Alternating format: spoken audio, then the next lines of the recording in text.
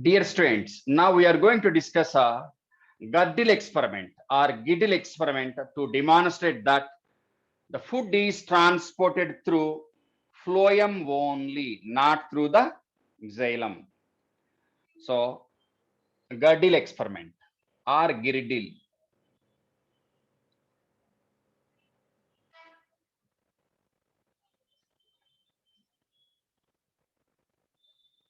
So, what is the purpose of this experiment? To demonstrate that the carbohydrate or phloem transport is through the phloem only, not through the xylem.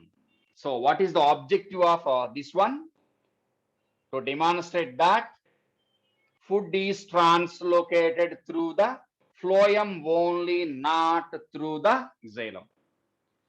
So for example, this is a dicot stem after secondary growth. Dicot stem.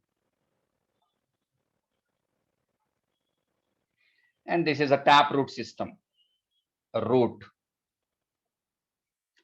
Okay, so this is a xylem part. Red colored one is a xylem. Secondary xylem. And this black colored one is phloem, secondary phloem. Secondary phloem. Okay, this side also you can take. Secondary phloem. This black colored one, secondary phloem, bast, and secondary xylem. So what is a girdle? Remove the bark, a ring of bark. Remove a ring of bark. What is bark? Bark is all tissues outside the vascular cambium. Go back to secondary growth. Vascular cambium. So bark includes, what are the tissues? Secondary phloem plus periderm. Periderm. This is first year part, first year knowledge. Secondary phloem, periderm. In periderm, phloderm, phloem, and phloem are present.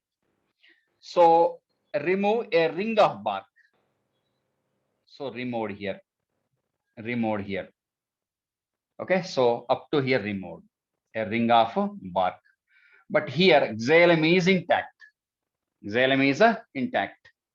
So here the objective of this one is to disrupt phloem part only.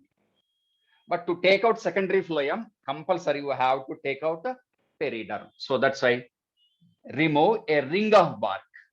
A ring of bark that includes secondary phloem particularly and outside tissues, periderm. What is periderm?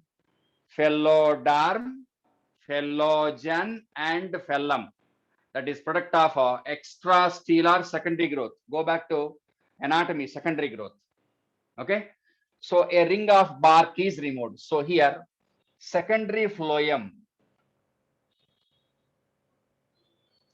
discontinuous.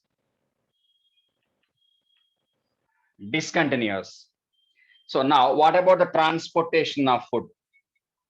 Food is transported from leaf to root. Up to here, okay. Up to here, okay. But here, gap. So some gap is present. So there is no downward movement of food. Okay. So food is stopped here. So because of stoppage, what about in this region, overgrowth? Too much growth. Bulge or not?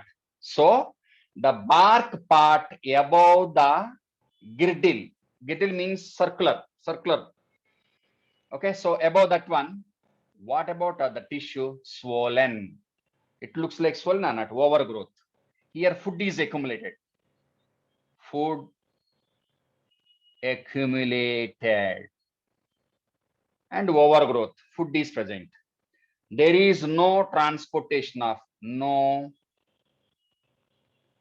food to the root system. But what about xylem? Intact. Xylem is intact. And leave this tree like that for 10 or 15 days. After 10 days, this plant was died. Even though xylem was intact, it was dead. Reason? There was no transportation of food from source to sink. Okay, so in this experiment, what about the direction of movement of food material? Unidirectional. In this case, here, in this case, overall phloem is bidirectional, but in this experiment, if they question you, unidirectional according to how they explain. Reason here, root is not storage root. If it is storage root, backflow possible. If it is not disturbed. As phloem is discontinuous, there is no downward movement of food. It was accumulated there, and after 10 days, this plant was died. So under these conditions, which one will die first out of root and shoot system? Which one will die first? First, root will die. Root will die. Reason, there is no transportation of food. And then after that, which one will die? Shoot system. Reason, there is no transportation of water, minerals from dead root to shoot system. So if they question you in Gödel experiment, which part will die first? First, root system. Reason, there is no supply of food to the root. And that is followed by death in shoot system. Reason, the dead root is not able to supply water and minerals to shoot system. And this experiment is applicable to,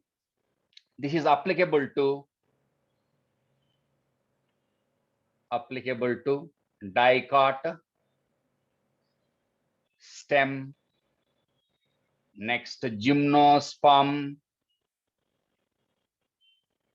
stem with conjoint collateral open vascular bundles and able to perform secondary growth.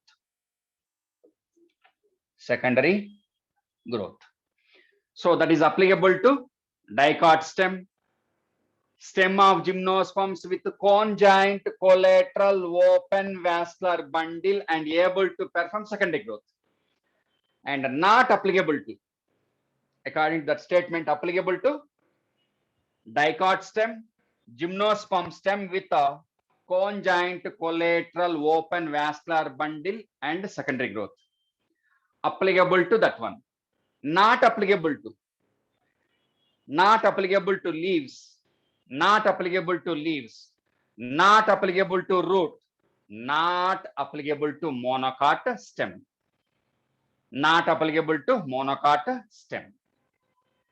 Okay, so it is not applicable to monocot stem. The reason is in monocot stem, what about vascular bundles? Scattered vascular bundles. Many are there. How to take out a phloem part? Very difficult.